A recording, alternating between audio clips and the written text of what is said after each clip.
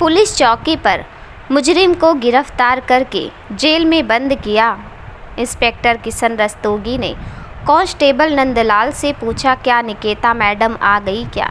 नंदलाल ने जवाब दिया, अभी तक नहीं आई सर, वो एक केस की जांच के सिलसिले में अस्पताल गई हैं, वहीं से होते हुए आएंगी। किशन ने बोला, अच्छा, हमें लगा शायद वो आज देर से आएंगी। तब नंदलाल हंसते हुए बोले, नहीं सर, अपने 28 साल के कैरियर में मैडम को कभी देर से आते नहीं देखा।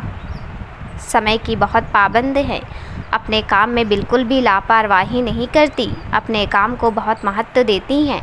तभी कदमों की आहट हुई। निकेता को देख वहाँ खड़े हवलदार सैल्यूट करके जय हिंद मैडम बोला। निकेता ने कड़क आवाज़ में बोला, आज के केस की सभी फाइल हमारे टेबल पर पहुंचा दो। इतना बोल वो अपने केबिन की तरफ चली। तभी उन्होंने देखा जेल में कम उम्र का एक लड़का बंद है, शक्ल से किसी अच्छे घर का लग रहा है।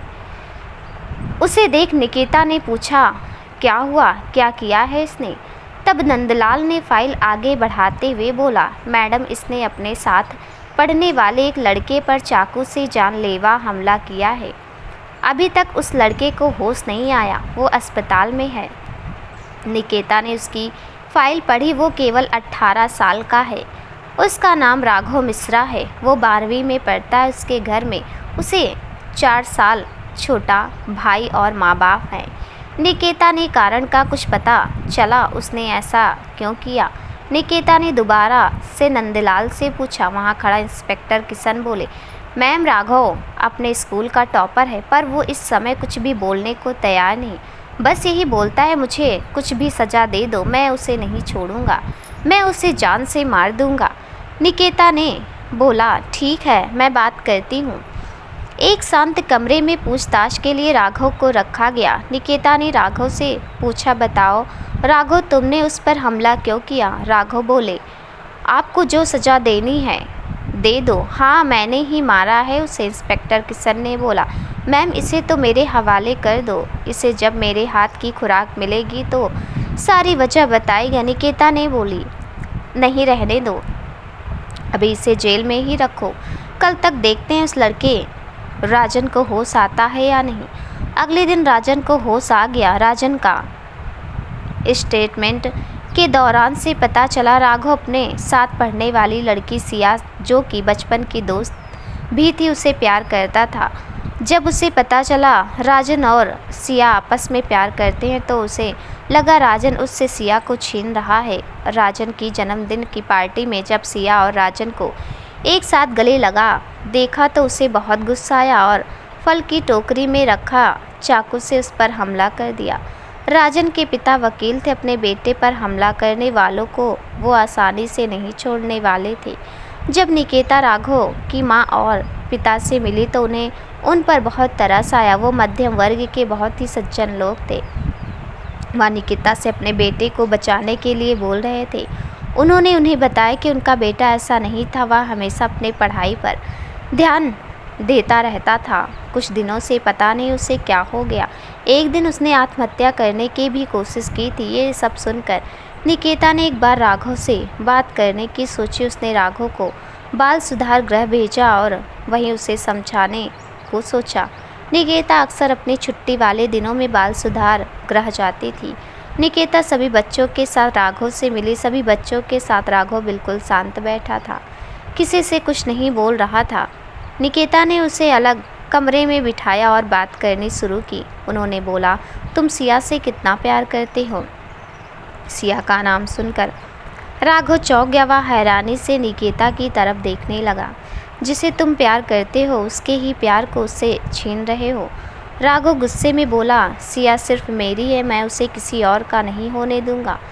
निकेता मुस्कुराते हुए बोली, तुम्हारे हिसाब से प्यार का मतलब अपने प्यार को हासिल करना है, चाहे वो तुम्हें चाहती हो या नहीं। पता है वो अब तुमसे कितनी नफरत करती है, क्योंकि उसे उम्मीद भी नहीं थी कि तुम ऐसा भी करोगे। राघव की आंखों में आंसू आ गए। वो बोला, मैंने उसे बचपन से चाहा है, हमेशा उसकी मदद की, पर जब से कॉलेज गए और वहाँ राजन मिला, उसे वो हीरो की तरह दिखने वाला राजन से प्यार है। वो हम दोनों के बीच में आया है, मैं उसे नहीं छोड़ूंगा। आज सिया राजन की वजह से मुझसे नफरत करने लगी है। निकिता ने परिवार वालों की तरफ से और कई तरीके से समझाया पर सब विफल रहा। निकिता ने सिया से बात की और राघव को समझाने के लिए बोला। सिया राघव की बचपन की दोस्त थी और राघव को भी अपना बहुत अच्छा दोस्त मानती थी।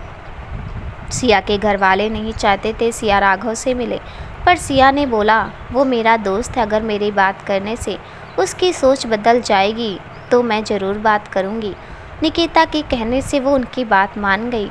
अगले दिन सिया राघव से मिलने गई। राघव और कम उम्र के सभी कैदियों को एक अलग कमरे में पुलिस की निगरानी में रखा गया था। सिया को देख राघव चौंक गया। वो बड़बड़ाने लगा, सिया तुम आ गई, मुझे यकीन था तुम भी मुझसे प्यार करती हो, तुम ज़रूर आओगी। सिया के चेहरे पर उदासी थी, उसकी हिम्मत नहीं हो रही थी राघव को बताने की कि वो राजन से प्यार करती है, ना कि राघव से। सिया ने बोला, देखो राघव, तुम मेरे सबसे अच्छे दोस्त हो और हमेशा रहोगे, पर मैंने तुम्हें दोस्त के अतिरिक्त किसी और नज़र से कभी नहीं देखा। जो प्यार का एहसास मुझे राजन के साथ लगा वो तुम्हारे साथ कभी नहीं लगा। राजन और तुम दोनों ही मेरे लिए महत्वपूर्ण हो। तुमने कभी भी मुझे अपना दोस्त माना है, कभी भी प्यार किया है तो राजन को मारने का ख्याल मन से निकाल दो। जो सच है उसे स्वीकार करो, अपनी जिद से तुम्हें कुछ नहीं मिलेगा। राघव शांति से सिया की बात सुन रहा था। उसकी आंखों से लगातार आंसुओं की धार बह रही थी। सिया वहाँ से ये सब बातें बोलकर चली गई, पर राघव और शौक में डूब गया। वो बिल्कुल शांत हो गया। उस दिन किसी से कुछ नहीं बोला, बस निर्जीव की तरह बैठा रहा। रात में खाना भी नहीं खाया। उस रात जब करीब आधी रात बीत गई तो राघव शौचालय गया। वहाँ की कांच की खिड़की का थोड़ा सा हिस्सा टूटा हुआ था। राघव ने वहाँ से कांच का एक टुकड़ा लिया और अपनी कलाई की नस काट ली। जब दूसरा कैदी शौचालय गया और शौचालय को अंदर से बंद पाया, उसने आवाज़ लगाई, पर कोई उत्तर ना मिलने पर उसने हवलदार को खबर की। सबने मिलकर दरवाज़ा तोड़ा और राघव को बेहोश पड़े देखा। जल्दी से एम्बुलेंस बुलाकर अस्पताल में भर्ती करके निकिता और राघव के घर वालों को खबर की। सब लोग अस्पताल पहुँचे। निकिता ने वहाँ के हवलदार को डांटते हुए बोला, तुम सब क्या सो गए थे जो ऐसी घटना हो गई। हवलदार ने माफ़ी मांगते हुए सारी बात बताई। पूरी रात राघव को बचाने के लिए डॉक्टर लगे रहे। सिया को जब खबर मिली वो भी अस्पताल में आ गई। सुबह डॉक्टर ने जब बताया राघव खतरे से बाहर है, तब सबको सुकून मिला। परिवार वालों और सिया से मिलने के बाद निकिता राघव से मिलने गई। राघव को देखकर बोली, तुम इतने छोटे बच्चे सर पर प्यार का भूत सवार करके कुछ भी कर देते और अपने आप को आशिक बनाते हो। राघव बोला, आप नहीं समझोगे प्यार को, आपने तो शायद कभी प्यार किया भी नहीं होगा। राघव की बात पर निकिता मुस्कुराई और बोली, आपके यहाँ एक हफ्ते रुकना है और आज रविवार है, हमारी छुट्टी का दिन, तो हम आपको एक कहानी सुनाते हैं। राघव का मन तो नहीं था कुछ भी सुनने का, पर इतनी सख्त इंस्पेक्टर को कहानी सुनाई तो दिलचस्पी आ ही गई। निकिता ने एक गहरी सांस ली और कहानी सुनाना शुरू किया। दो दोस्त थे। लड़की का नाम निक्की था। वो हमेशा से एक इंजीनियर बनना चाहती थी, पर उसका दोस्त आयुष जो उसके साथ पढ़ता था वो हमेशा पुलिस में जाना चाहता था। निक्की अपने दोस्त आयुष को इतना चाहती थी कि उसके साथ पढ़ने और रहने के लिए उसने वही विषय लिए जो आयुष लेता। वो कभी भी ऐसा मौका जिससे वो ज़्यादा से ज़्यादा आयुष के पास रह सके जाने नहीं देती थी। ज़्यादातर समय दोनों साथ ही रहते। आयुष के लिए भी बहुत ख़ास दोस्त थी निक्की। उन दोनों की अपनी अलग दुनिया थी। उन्हें किसी और की ज़रूरत महसूस नहीं होती थी। स्कूल ख़त्म हुआ, कॉलेज शुरू हुआ। दोनों ने एक ही कॉलेज में प्रवेश लिया। दोनों की दोस्ती में कुछ नहीं बदला था, पर आयुष थोड़ा बदल गया था। आयुष के पीछे बहुत सी लड़कियां पड़ी रहती। आयुष को भी ये अच्छा लगता, पर निक्की को ये बिल्कुल भी पसंद नहीं था। वो बहुत गुस्सा हुआ करती आयुष के बदले स्वभाव से। निक्की और आयुष के बीच बहुत गहरी दोस्ती थी, पर प्यार था या नहीं ये उस समय दोनों को पता नहीं था। दोनों में प्यार भरी बातें तो नहीं, पर प्यारी सी शरारतें होती रहती थी। आयुष को निक्की को परेशान करने में बहुत मज़ा आता था। निक्की आयुष के अलावा किसी से बात भी करना पसंद नहीं करती थी। आयुष कॉलेज में अक्सर लड़कियों के साथ बातें करता, उनकी तारीफ़ करता, उन्हें अपनी बातों से प्रभावित करने की कोशिश करता रहता। वो निक्की से लड़कियों के मोबाइल नंबर लाने को बोलता था। निक्की को ये सब देखकर बहुत जलन होती थी। जब तक निक्की आयुष के साथ रहती वो उसे किसी और लड़की से बात भी नहीं करने देती थी, और जिस दिन आयुष कॉलेज नहीं जाता था निक्की भी नहीं जाती। निक्की से दोस्ती करने के लिए कई लड़कों ने हाथ बढ़ाया, पर निक्की को आयुष के अलावा ना तो किसी लड़की से दोस्ती रखनी थी, ना ही लड़के से। अगर आयुष की तबीयत थोड़ी भी ख़राब हो जाती तो निक्की बिल्कुल बेचैन हो जाती थी। वो आयुष के घर उसे मिलने जाती थी। कॉलेज में एक बार निक्की, आयुष और कुछ दोस्त कैंटीन में बैठे थे। पास की टेबल पर एक लड़की बैठी थी। सादगी में बहुत खूबसूरत लग रही थी। थोड़ी देर में कॉलेज के कुछ आवारा लड़के वहां आए और उस लड़की को घूरते हुए उनमें से उन लड़कों का लीडर बंटी अप्रत्यक्ष रूप से उसे कमेंट करने लगे। वो लड़की अपनी किताब में नज़र गड़ाए उन सबकी बातों को अनदेखा कर रही थी। आयुष उन्हें डांटने के लिए उठा तो निक्की ने हाथ पकड़ रोकते हुए बोला, वो सीनियर हैं और बहुत बुरे भी, उनसे मत उलझो। तभी वो लड़की वहाँ से जाने लगी। वो लड़के उसका रास्ता रोक के खड़े हो गए। बंटी ने उस लड़की से कहा, हम सीनियर हैं, तुम्हारे जब तक हम ना जाने को बोलें यहीं खड़ी रहो।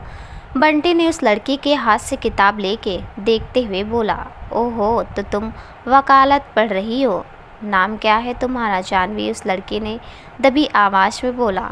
बंटी ने कहा, चलो तो एक गेम खेलते हैं, हम तुम्हारा दुपट्टा एक लड़के को देंगे, तुम्हें उसे बिना बोले अपना दुपट्टा मांगना है।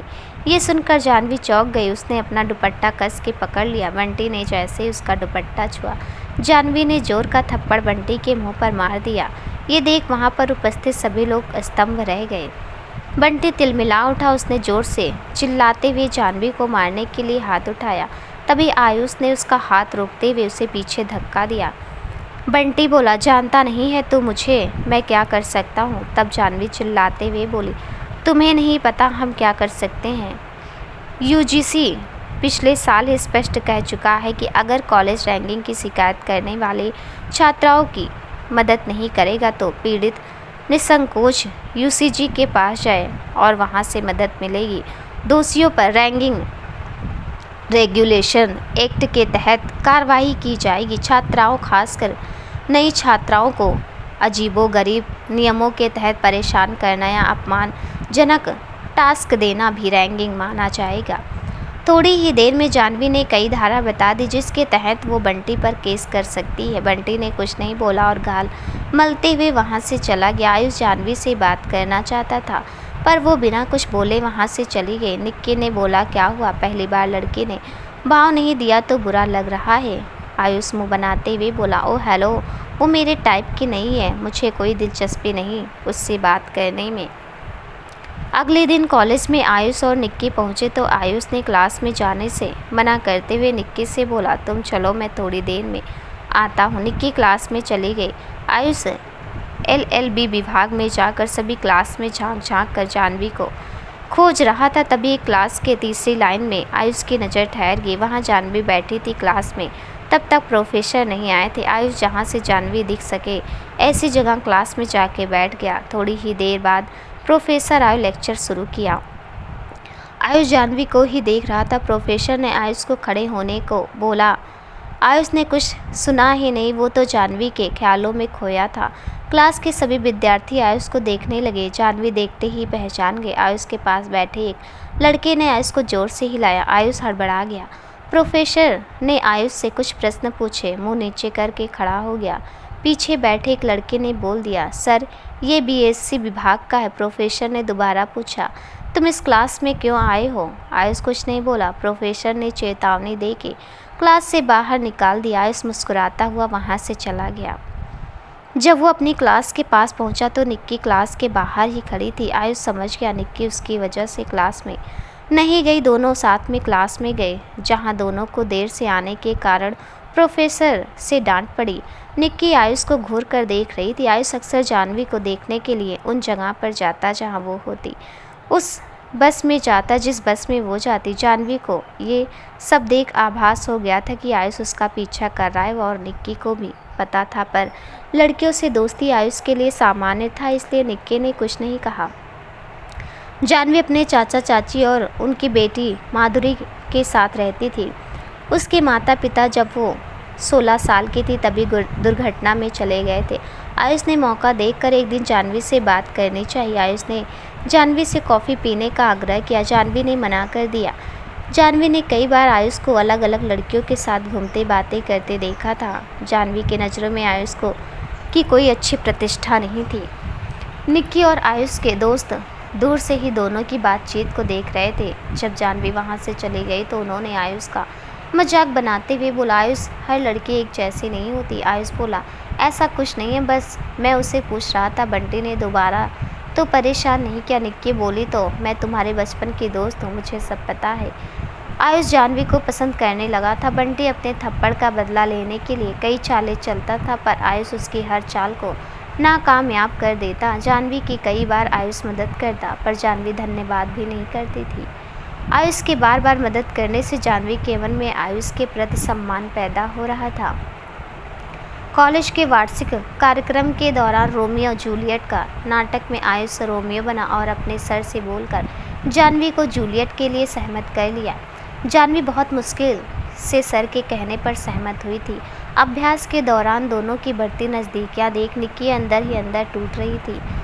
चूँकि उसे एहसास होना शुरू हो गया था वो आयुष से प्यार करती है, इसलिए उसे किसी और का होते देख निक्की को बर्दाश्त नहीं हो रहा था।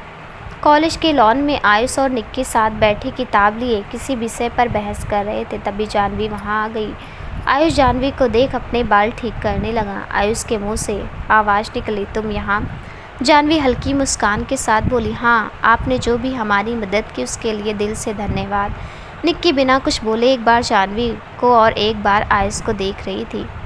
आयुष जाह्नवी की बातों का जवाब देते हुए बोला, नहीं, इसमें धन्यवाद देने जैसी कोई बात नहीं है। हाँ, अगर साथ एक एक कॉफ़ी हो जाए तो। आयुष अपनी कही हुई लाइन अधूरा छोड़ते हुए उम्मीद से जाह्नवी की तरफ देखने लगा।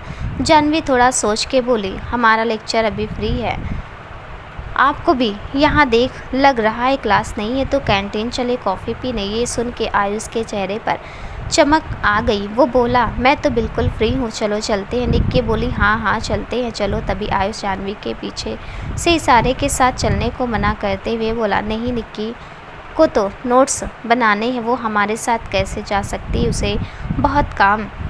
निक्की आयुष के व्यवहार से आश्चर्य से बोली, पर नोट्स तो आयुष निक्की के पास ही, और हाँ, मैं भी तो वही कह रहा हूँ, तुम्हारे नोट्स नहीं बने हैं। उसने इशारे से निक्की को साथ जाने को मना करने को बोला। निक्की समझ गई और बोली, हाँ ठीक है, आप लोग जाएं। आयुष और जाह्नवी जब वहाँ से चले गए तो निक्की को पहली बार बहुत दुख हुआ। आयुष उसका दोस्त था, इतने बेरुखी की उसे उम्मीद नहीं थी। निक्की के आंखों से आयुष के लिए प्यार मोती बन के झलक रहे थे। निक्की के आंखों से आयुष के लिए प्यार मोती बन के झलक रहे थे, पर इस बात का आयुष को जरा भी एहसास नहीं था कि वो अनजाने में निक्की का दिल दुखा रहा है। जाह्नवी ने जितनी नज़दीकियाँ आयुष की बढ़ रही थी निक्की से, वो उतना दूर भी होता जा रहा था। वो निक्की के साथ कम समय बिताता था। अगर वो निक्की के साथ हो तो जाह्नवी भी साथ होती थी। निक्की को लगता था आयुष उसके साथ होकर भी साथ नहीं है। निक्की समझ गई थी आयुष को अपना प्यार मिल गया है, अब वो जाह्नवी के साथ खुश है। निक्की अब खुद को आयुष से दूर ही रखने लगी थी। हमेशा शरारत करने वाली निक्की शांत हो गई थी। अगले दिन निक्की का जन्मदिन था। निक्की उस दिन थोड़ा उदास थी, इसलिए वह कॉलेज नहीं गई। आयुष का फ़ोन आया तो आयुष ने कॉलेज ना आने का कारण पूछा। निक्की ने बोला, तबीयत कुछ ठीक नहीं। आयुष उसे डांटते हुए बोला, तुमने मुझे बताया नहीं। निक्की बोली, तुम्हारे पास समय ही कहाँ था मेरी बात सुनने के लिए, फिर मैं तुम्हें परेशान नहीं करना चाह रही थी। आयुष ने बोला, ठीक है, चलो मैं तुमसे मिलने तुम्हारे घर आता हूँ। आयुष का इस तरीके से निक्की का जन्मदिन भूलना निक्की को बहुत ज़्यादा दुख हो रहा था। ऐसा कभी नहीं हुआ था जब आयुष निक्की का जन्मदिन भूला हो। वह हमेशा निक्की को सबसे पहले जन्मदिन की बधाई देता था। कॉलेज के बाद आयुष निक्की के घर गया और उससे बहुत खूबसूरत सी अंगूठी दिखाई। यह देखकर निक्की के चेहरे पर चमक आ गई। उसे लगा शायद आयुष को उसका जन्मदिन याद है। आयुष वो अंगूठी को दिखाते हुए पूछा, कैसी है? निक्की खुश होकर बोली, बहुत खूबसूरत है। आयुष निक्की को गले लगाकर बोला, मुझे पता था तुम्हें मेरी पसंद ज़रूर पसंद आएगी, बस जानवी को भी पसंद आ जाए। जानवी का नाम सुनकर निक्की चौंक गया और आश्चर्य और प्रश्न भरी निगाहों से आयुष की तरफ देखने लगी। आयुष ने बोला, सब कुछ इतनी जल्दी हो गया, पता ही नहीं चला। जानवी, मेरा प्यार जैसे मैं चाहता था, जो मुझे लगता था मेरे लिए बनी है, वही है। अपनी बात आगे बढ़ाते हुए आयुष बोला, जब मेरी सबसे अच्छी दोस्त है इसलिए सबसे पहले बता रहा हूँ तुम्हें। तुम बताओ ना निक्की, क्या वो मेरा प्रस्ताव को अपनाएगी? कल मैं जानवी को अपने दिल की बात बताने जा रहा हूँ। यह सुनकर निक्की बहुत ज़्यादा दुखी थी, पर आयुष के चेहरे की खुशी देखकर उसने अपना दुख जाहिर नहीं किया। दिल टूटने से जो उसके अंदर एक दुख का सैलाब पलकों के बांध से रुका हुआ था, वह निकलने के लिए बेताब हो रहा था, लेकिन निक्की ने उसे नियंत्रित कर रखा था और आयुष के हंसते चेहरे को देखकर मुस्कुराती रही। तभी निक्की की माँ अपने हाथ में जूस लेकर कमरे में आई। उन्होंने आयुष से बोला, रे बेटा, काफ़ी दिनों बाद आए हो, मुझे तो लगा कि तुम निक्की का जन्मदिन की बधाई देना भूल ही गए हो, क्योंकि तुम हर साल निक्की के जन्मदिन पर सुबह ही केक लेकर घर आ जाते थे। आयुष यह सुनकर आश्चर्य में पड़ गया और निक्की की तरफ देखने लगा। निक्की अभी भी मुस्कुरा रही थी। उसने अपने सर पर हाथ मारते हुए बोला, इतना महत्वपूर्ण दिन मैं कैसे भूल गया। आयुष ने निक्की को गले लगा कर बोला, happy birthday my dear, I am sorry, मैं अभी केक लेकर आता हूँ। निक्की ने हाथ पकड़ते हुए बोला, नहीं, रहने दो, कोई ज़रूरत नहीं है। आयुष बोला, क्या हुआ निक्की, तुम तो बिल्कुल बदल गई। मुझे तो लगा मेरी इस गलती पर तुम मेरे सर के बाल नोच डालोगी, पर तुम तो शांत हो, इतनी बदल कैसे गई? निक्की मुस्कुराते हुए बोली, बदल तो तुम भी गए हो ना आयुष, ज़रूरी तो नहीं होता हम हमेशा एक जैसा ही दिन हो, ज़रूरी नहीं होता जो हमारे लिए ख़ास हम भी उसके लिए ख़ास ही हों। समय के साथ सब बदलता रहता है, बस परेशानी और दुख उन्हें होता है जो बदल नहीं पाते खुद को। समय के साथ लोगों के लिए हमारी अहमियत भी बदल जाती है। आयुष निक्की के माथे पर अपना हाथ रख बोला, निक्की, तुम्हारी तो सच में तबीयत ठीक नहीं, इतनी बड़ी बड़ी बातें कैसे करने लगी? निक्की बोली, छोड़ो ये सब, ये बताओ कब जानवी को अपने दिल की बात बता रहे हो? मैं बहुत खुश हूँ तुम्हारे लिए, तुम्हें तुम्हारा प्यार मिल गया। आयुष निक्की का जन्मदिन भूलने पर शर्मिंदा था। वो बोला, चलो हम दोनों कहीं घूमने चलते हैं। निक्की ने मना किया, पर निक्की की माँ भी निक्की के उदास होने से परेशान थी, इसलिए जब आयुष ने निक्की की माँ से बोला कि निक्की उसके साथ नहीं जा रही, तो उन्होंने आयुष की बात मानने की सलाह दी। ना चाहते हुए भी निक्की तैयार होकर आयुष के साथ घूमने चली गई। निक्की और आयुष दोनों एक रेस्टोरेंट में बैठे थे। आयुष ने निक्की के लिए केक मंगाया। केक काटते हुए आयुष ने अपने फ़ोन से निक्की के साथ फ़ोटो ले रहा था, तभी जानवी का फ़ोन आ गया और आयुष बात करने के लिए रेस्टोरेंट से बाहर आ गया। निक्की फिर उदास हो गई थी। आयुष के वापस आने पर निक्की ने घर जाने के लिए बोला। जल्दी ही दोनों अपने अपने घर वापस चले गए।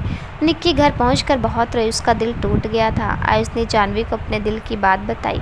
जानवी भी आयुष को चाहती थी, तो खुशी से आयुष का प्रस्ताव स्वीकार कर लिया। ग्रेजुएशन की आखिरी साल की परीक्षा का भी समाप्त हो गई। निक्की के नंबर आयुष से बहुत अच्छे आए थे। आयुष के माता पिता की शादी के सालगिरह में निक्की और उसके माता पिता सब लोग एक साथ बैठे थे। आयुष के पिता ने निक्की और आयुष से पूछते हुए बोले, आगे क्या करना है भविष्य में? उन्होंने आयुष को दिल्ली पुलिस के लिए निकले फॉर्म के विषय में बताया और निक्की ने भी फॉर्म भरने को कहा। आयुष और निक्की ने दोनों ने फॉर्म भरने और तैयारी करने को कहा। आयुष जानवी से भी मिलता रहता था। आयुष ने जानवी से कहा, मैं अपने पैरों पर खड़ा होने के बाद अपने घर वालों से अपनी शादी की बात करूंगा। जानवी भी आयुष के फैसले से खुश थी। जानवी भी आयुष के फैसले से खुश थी। दोनों ने अपने सुनहरे भविष्य के सपने देखने लगे। आयुष अपना ज़्यादा से ज़्यादा समय जानवी के साथ बिताता था। निक्की को अब इन सब की आदत हो गई थी। उसने अपने मन को समझा लिया था। आयुष और जानवी एक दूसरे के लिए ही बने हैं।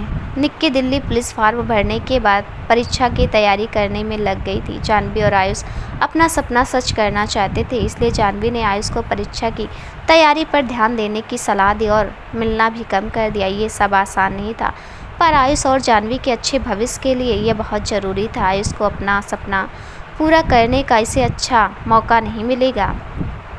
आयुष ने इस मौके को गंभीरता से लिया और मन लगाकर परीक्षा की तैयारी की। परीक्षा का दिन भी आ गया। आयुष और निक्की दोनों अपनी परीक्षा देने के लिए तैयार थे, क्योंकि परीक्षा दोनों संख्या एक ही थी। वह दोनों एक साथ ही गए। वह सफ़र निक्की को बहुत अच्छा लग रहा था, क्योंकि जाह्नवी का आयुष के जीवन में आने के बाद आयुष बहुत समय बाद निक्की के साथ इतना समय बिता रहे थे। परीक्षा के बाद दोनों ने साथ में कॉफ़ी पिया और घर के लिए चल दिए। रास्ते में आयुष बोल रहा था, बस जल्दी से मेरी नौकरी लग जाए, फिर जाह्नवी से शादी कर उसे जल्दी से अपना बना लूँगा और उसे ज़िंदगी की सारी खुशियाँ दूँगा। निक्की को आयुष की आंखों में जाह्नवी के लिए बहुत सारा प्यार साफ दिखाई देता था। वो उदास तो थी, पर आयुष की खुशी देखकर खुश हो जाती। परीक्षा के परिणाम के दिन संयोगवश निक्की और आयुष दोनों ने अपनी अपनी परीक्षा उत्तीर्ण कर ली थी। अब उनको रेस, मेडिकल, मेरिट लिस्ट इत्यादि ये सारी चीज़ें रह गई थी। समय बीतने के साथ रेस, मेडिकल के बाद मेरिट लिस्ट में आयुष और निक्की दोनों का नाम आ गया। सब लोग बहुत खुश थे। कुछ समय बाद आयुष और निक्की के ट्रेनिंग पर जाने का भी समय पता चल गया। उन्हें 15 दिन बाद ट्रेनिंग पर जाना था। आयुष ने सबसे पहले यह बात जाह्नवी को बताया। जाह्नवी भी खुश भी थी, साथ ही आयुष के दूर जाने से उदास भी। आयुष के घर और निक्की के घर में सभी लोग बहुत प्रसन्नता और गर्व महसूस कर रहे थे। दोनों के सफल भविष्य शुरुआत हो गई थी। आयुष, निक्की दोनों ने इसके लिए बहुत परिश्रम भी किया था। आयुष अक्सर जाह्नवी से मिलने जाता था। अब केवल 2 दिन शेष रह गए थे ट्रेनिंग पर जाने में। आयुष बहुत खूबसूरत तोहफे के साथ जाह्नवी से मिलने गया। जाह्नवी ने रेस्टोरेंट के कांच के बड़े से दरवाजे के पास बैठी थी। उसने वहीं से आयुष को आते देखा। आयुष के सामने से एक लड़की आयुष से टकरा गई। आयुष ने उसे संभालने के लिए बाहों में पकड़ा। जाह्नवी को यह देखकर बहुत अजीब लग रहा था। वह लड़की आयुष से कुछ बात कर रही थी, जैसे दोनों में जान पहचान हो। उसके बाद आयुष रेस्टोरेंट में अंदर आ गया और वो लड़की भी वहाँ से चली गई और जाह्नवी और आयुष एक दूसरे को देख मुस्कुरा रहे थे। आयुष ने जाह्नवी को गले लगाया और दोनों एक दूसरे का हाथ पकड़ बैठ गए। जाह्नवी ने आयुष से पूछा, वो लड़की कौन थी? आयुष ने पूछा, कौन सी लड़की? जाह्नवी ने अपनी बात दोबारा दोहराई, और बाहर जो तुमसे मिली थी। आयुष ने थोड़ा सोचते हुए बोला, अरे वो पता नहीं कौन थी, मुझसे टकरा गई थी तो बस मैं उन्हें सहारा देकर गिरने से बचाने की कोशिश कर रहा था। जाह्नवी ने बोला, ओहो, मुझे ऐसा लगा जैसे तुम उसे जानते हो। आयुष अपना कॉलर ऊपर करके अपने बालों में हाथ फेरता हुआ बोला, हैंडसम लोगों को कौन नहीं जानता होगा, शायद वो मुझे जानती हो, पर मुझे ध्यान नहीं, मैं उससे पहले नहीं मिला। जाह्नवी ने मुस्कुरा कर बोली, अच्छा, बहुत चाहने वाले हैं तुम्हारे। आयुष हंसने लगा, बोला, छोड़ो इन सब बातों को, अब मैं ट्रेनिंग के लिए जाने वाला हूँ। आयुष अपने आगे की तैयारियों के बारे में बताने लगा, पर जाह्नवी के मन में वह अजनबी लड़की को लेकर उलझन थी। उसने उसे आयुष के सामने जाहिर नहीं होने दिया कि करीब 1 घंटे तक दोनों ने बहुत सारी बातें की। आयुष ने बताया, वो ट्रेनिंग के लिए दिल्ली जब जाएगा तो सब लोग एयरपोर्ट पर छोड़ने आएंगे। अगर तुम भी आओगी तो मुझे अच्छा लगेगा। अब ज़्यादा समय भी नहीं है। निक्की भी साथ ही जाएगी और वहाँ से निक्की और मैं अपने अपने सेंटर चले जाएंगे। थोड़ी देर जाह्नवी का फ़ोन बजा। जाह्नवी ने फ़ोन पर बात करने के बाद बताया, चाची जी का फ़ोन है, उनकी तबीयत ठीक नहीं, उन्हें डॉक्टर के पास ले जाना है, मैं चलती हूँ। आयुष ने छोड़ने को बोला तो जाह्नवी ने मना करते हुए बोला, नहीं चाची जी, मुझे रास्ते में मिल जाएंगे, तुम रहने दो। आयुष भी फिर अपने कार से अपने घर की ओर चल दिया।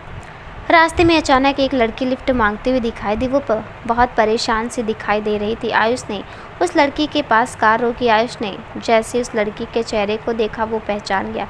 वो वही लड़की थी जो रेस्टोरेंट के बाहर मिली थी। आयुष ने बोला, अरे आप यहाँ कैसे? उस लड़की ने बोला, आप हमारी मदद कीजिए, हम इस शहर में नए हैं, कुछ अजीब से लोगों ने मेरा पीछा कर रहे हैं, हमें कोई ऑटो भी नहीं मिल रहा। आयुष ने उन्हें कार में बैठने को बोला और पानी की बोतल देते हुए पूछा, आप कौन हैं, आपको कहाँ जाना है? उस लड़की ने बताया, मेरा नाम सनाया है, मैं झांसी से आऊँ, झांसी से यहाँ देहरादून कैसे आना हुआ?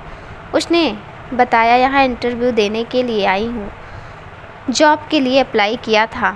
दोनों में इसी तरह की औपचारिक बातें हो रही थी। सनाया ने एक हॉस्पिटल का नाम बताते हुए बोला, वहाँ उनके दोस्त की जानकारी के डॉक्टर हैं, उनसे मिलने जाना है, वो हमारे रहने के लिए इंतजाम कर देंगे। आयुष ने सनाया के बताए हुए हॉस्पिटल पर सनाया को छोड़ दिया। कार से उतरने के बाद सनाया आयुष को थैंक्स बोलते हुए कहा, आपने बहुत मदद की, हमारी जॉब लगते ही आपको हमारी तरफ से कॉफ़ी। आयुष ने मुस्कुराते हुए बोला, इसकी कोई ज़रूरत नहीं। सनाया ने कहा, इसे हमारा थैंक्स समझ लीजिएगा। आयुष बोला, वो ठीक है, समय मिला तो, वैसे इसकी कोई ज़रूरत नहीं है, मदद करना तो फ़र्ज होता है। तभी जानवी जो अपनी चाची जी के साथ उस हॉस्पिटल में आई हुई थी, वो हॉस्पिटल से बाहर आई तो आयुष और उस लड़की को देखकर चौंक गई। ये वही लड़की थी जो रेस्टोरेंट के बाहर मिली थी। जानवी के मन में बहुत से सवाल चल रहे थे, पर चाची जी के साथ में होने के कारण वो कुछ पूछ ना सकी। आयुष का ध्यान जानवी पर नहीं गया, उसे पता ही नहीं चला वहाँ जानवी भी है। जानवी बिना कुछ बोले अपनी चाची के साथ घर आ गई। जानवी ने घर आते आयुष को फ़ोन किया, किसी कारणवश आयुष फ़ोन ना उठा सका। जानवी लगातार फ़ोन करती रही। जब आयुष ने इतने सारे मिस कॉल देख आश्चर्य में पड़ गया। आयुष ने जानवी को फ़ोन किया तो जानवी ने अगले दिन मिलने को बुलाया। आयुष ने बताया उसे परसों ट्रेनिंग के लिए जाना है, कल उसे बहुत ज़रूरी सामान लेने जाना है। आयुष ने बोला, समय और मौका मिला तो ज़रूर मिलने आऊँगा। अगले दिन आयुष और निक्की कुछ सामान लेने के लिए मॉल में घूम रहे थे, तभी वहाँ शनाया दिख गई। शनाया ने आयुष और निक्की से मिल बात करते हुए अपने जॉब के बारे में बताया और एक कॉफ़ी साथ पीने को कहा। आयुष ने मना करते हुए बोला, समय नहीं है, जल्दी में हूँ। पर शनाया के बार बार कहने पर निक्की ने आयुष से शनाया की बात मानने को कहा। तीनों लोग कॉफ़ी के साथ बैठे बातें कर रहे थे। आयुष ने कॉफ़ी पीते हुए निक्की को शनाया के बारे में बताया। तभी अचानक ना जाने कैसे जानवी आ गई। निक्की ने जानवी को देख खुश होते हुए बोली, आओ जानवी बैठो, अच्छा हुआ तुम भी मिल गई, एक और कॉफ़ी ऑर्डर करती हूँ। जानवी गुस्से में थी। जानवी ने बोला, रहने दो, आयुष को समय नहीं हमारे साथ बैठने का, बातें करने का। निक्की समझ गई थी दोनों में ज़रूर कुछ कहा सुनी हुई है। सनाया से निक्की ने कहा, सनाया यहाँ बहुत अच्छे परफ्यूम शॉप है, चलो हम दिखाते हैं। निक्की ने आयुष से इशारे में जानवी से बात करने को कहा। निक्की सनाया के जाने के बाद जानवी ने सारा गुस्सा एक ही बार में आयुष पर बरसा दिया। जानवी ने बोला, मुझसे बोला था तुम नहीं जानते वो लड़की कौन है, अब नाम भी पता है, दोस्ती भी इतनी कि साथ कॉफ़ी, हमसे मिलने का समय नहीं। आयुष ने जानवी को समझाया, ऐसा कुछ नहीं है, पर जानवी गुस्से में कुछ नहीं दिख रहा था, वो बोले जा रही थी, अगर कुछ नहीं तो हमसे क्यों बोला, तुम नहीं जानते उस लड़की को, कॉलेज में तुम्हारे कितने सारे दोस्त थी, मुझे लगा मुझसे मिलने के बाद तुम बदल गए हो, इन सब में निक्की भी तुम्हारा साथ दे रही है। आयुष ने बोला, मैंने बस तुमसे प्यार किया, इसमें निक्की को मत कहो, कुछ जो कहना है मुझे कहो। बात इतनी बड़ी नहीं थी, पर दोनों की बहस ने बात को बहुत बड़ा बना दिया था। जानवी वहाँ से गुस्से में चली गई, आयुष के रोकने पर भी नहीं रुकी। आयुष परेशान हो गया, उसने जानवी को बहुत बार फ़ोन किया, पर जानवी ने मोबाइल बंद कर दिया था। आयुष निक्की के पास या निक्की शनाया आपस में सामान के बारे में बात कर रहे थे। आयुष ने निक्की से घर चलने को कहा। निक्की ने पूछा भी, क्या हुआ, जानवी कहाँ है? आयुष ने कहा, चलो सब रास्ते में बता दूंगा। दोनों ने शनाया से अलविदा कह के घर के लिए निकल गए। आयुष ने रास्ते में सारी बात बताई। निक्की ने बोला, अच्छा सुबह तो हमें दिल्ली के लिए जाना है, आज बात नहीं हुई तो फिर न जाने कब मौका मिलेगा। ट्रेनिंग में घर वालों से ही बहुत कम बात करने को मिलती है। आयुष और निक्की दोनों जानवी को बारी बारी फ़ोन मिलाते रहे, पर स्विच ऑफ ही आ रहा था। अगले दिन सुबह निक्की और जानवी के घर वाले दोनों को एयरपोर्ट छोड़ने गए। आयुष अभी भी जानवी को फ़ोन लगा रहा था, उसे उम्मीद थी जानवी ज़रूर आएगी। निक्की अपने परिवार से गले लग उनका आशीर्वाद ले रही थी। आयुष मन बस मेन गेट पर नज़र डाले जानवी की राह देख रहा था। फ्लाइट का समय होने पर निक्की ने आयुष से कहा, चलो समय हो गया। आयुष बोल रहा था वो आएगी। उस दिन आयुष की उम्मीद और दिल दोनों टूट गया। जानवी नहीं आई थी। निक्की और आयुष दोनों प्लेन से दिल्ली अपने ट्रेनिंग के लिए चल दिए। जानवी नहीं आई थी। निक्की और आयुष दोनों प्लेन से दिल्ली अपने सब इंस्पेक्टर की ट्रेनिंग के लिए चल दिए थे। आयुष को इसकी बिल्कुल भी उम्मीद नहीं थी। उसे जानवी पर बहुत भरोसा था, वो कितने भी गुस्से में हो पर वो मिलने ज़रूर आएगी। निक्की हर तरह से आयुष की उदासी और चिंता दूर करने का प्रयास कर रही थी, पर आयुष का कहीं मन नहीं लग रहा था। दिल्ली पहुंचने के बाद निक्की ने आयुष से बोला, आयुष जानवी ने से जैसे हो फ़ोन लग जाएगा, हम बात करेंगे, तुम ऐसे परेशान मत हो। आयुष ने बोला, हमारा दिल मानने को तैयार ही नहीं। जानवी हमसे इतना नाराज़ हो सकती है, ज़रूर कोई और बात हो गई जो वो एयरपोर्ट नहीं आ सकी। निक्की ने बोला, मैंने बोला ना सब ठीक हो जाएगा, चलो ट्रेनिंग संस्था चलना है, अपना ध्यान रखना।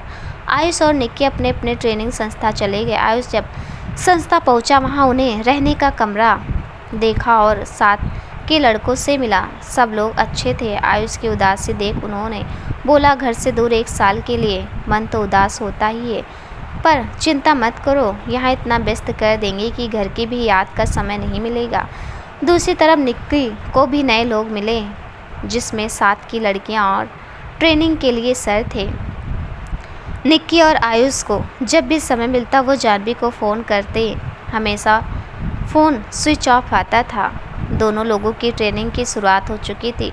सुबह पीटी रेस, फिर नहाने के बाद नाश्ता, फिर दिन में क्लास, जिसमें अभी अधिनियम और कानून संबंधित धारा और कर्तव्य बताए जाते थे। बंदूक चलाना, परेड, ऐसी बहुत सी संबंधित चीज़ों के साथ हर रविवार मनोरंजन के लिए कुछ न कुछ कार्यक्रम होता था। निक्की और आयुष दोनों अपनी ट्रेनिंग मन लगा कर रहे थे, पर आयुष का दिल जानवी को याद करता था। लगभग 1 महीना ऐसे ही बीत गया। आयुष ने अपने दोस्त को फ़ोन लगा जानवी के बारे में पता लगाने को कहा। उसे पता चला कि जानवी 2 हफ्ते पहले अपने पूरे परिवार के साथ देहरादून छोड़कर चली गई। कहाँ गई किसी को कुछ पता नहीं, उनके पड़ोस को भी नहीं पता चला। इस बात का पता जब आयुष और निक्की को लगा तो उन्हें भी बहुत अजीब लगा और चिंता भी होने लगी। आयुष ने जानवी की याद के साथ अपनी ट्रेनिंग का समय पूरा किया। हमेशा मजाक मस्ती करने वाला आयुष अब बहुत गंभीर व्यक्तित्व वाला लड़का बन चुका था। अब आयुष के होंठों पर अब मुस्कान भी बहुत मुश्किल से आती थी। पूरे 12 महीने की ट्रेनिंग के बाद निक्की और आयुष अपने घर आ गए।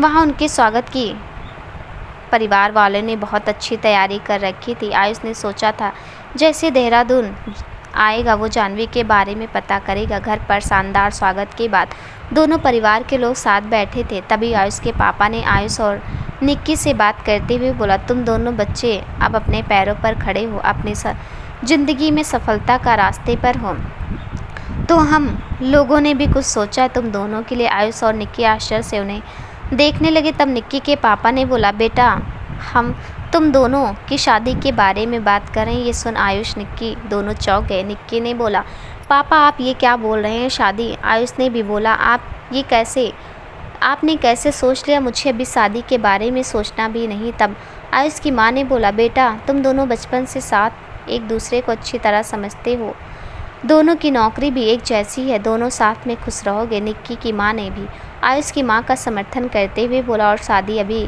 कहाँ कर रहे हैं, बस मंगनी कर लेते हैं, जब शादी का मन हो तो तब कर लेना, कभी ना कभी तो करोगे ही शादी। निक्की और आयुष एक दूसरे का चेहरा देख रहे थे। उन्हें भी लग रहा था इस समय परिवार वालों को समझाना व्यर्थ है। आयुष और निक्की अलग कमरे में बैठे क्या करें सोचकर परेशान थे। आयुष ने निक्की से बोला, तुम मेरे लिए तो क्या किसी के लिए भी बहुत अच्छी हमसफ़र बन सकती हो, पर मुझे बस एक बार पता चल जाए जानवी कहाँ है, वो ठीक है, मेरे बिना खुश है, तो मैं कभी पीछे मुड़कर नहीं देखूंगा। निक्की ने कहा, मुझे पता है तुम जानवी से कितना प्यार करते हो, तुम जो भी फैसला लोगे मैं तुम्हारे साथ हूँ। आयुष ने निक्की की तरफ देखा, बोला, निक्की तुमने हमेशा मेरा साथ दिया है। कुछ ही दिनों बाद दोनों को दिल्ली अपने अपनी ड्यूटी के लिए जाना था। आयुष के पास जितना समय था उसमें उसने जानवी के बारे में पता करने की पूरी कोशिश की। उनके पड़ोसी ने बताया, जानवी की चाची कह रही थी वो मेरठ जा रहे हैं, जबकि जानवी के साथ की कुछ सहेलियों ने बताया, जानवी ने बोला कि वो लोग हरिद्वार शिफ्ट हो रहे हैं। कहीं से भी कोई संतुष्ट जानकारी नहीं मिली, कोई नंबर भी नहीं मिल रहा। आयुष ने देहरादून में जितना भी हो सके सब तरीके से जानवी का पता लगाने की कोशिश की, कोई कसर नहीं छोड़ी। आयुष उदास अपने कमरे में बैठा था, जानवी के फ़ोटो हाथ में लिए वो बोल रहा था, कहाँ चली गई तुम? जानवी इतना गुस्सा अच्छा नहीं होता, और कितना परेशान करोगी। तभी उनका नौकर रघु वहाँ एक डिब्बे के साथ आया और बोला, आयुष बाबा ये आपके कमरे की सफाई से कुछ कागज़ मिले थे, मालकिन ने कहा आपको दिखा दूँ, आपके काम के तो नहीं। आयुष ने नज़रअंदाज करते हुए बोला, रख दो मैं देख लेता हूँ।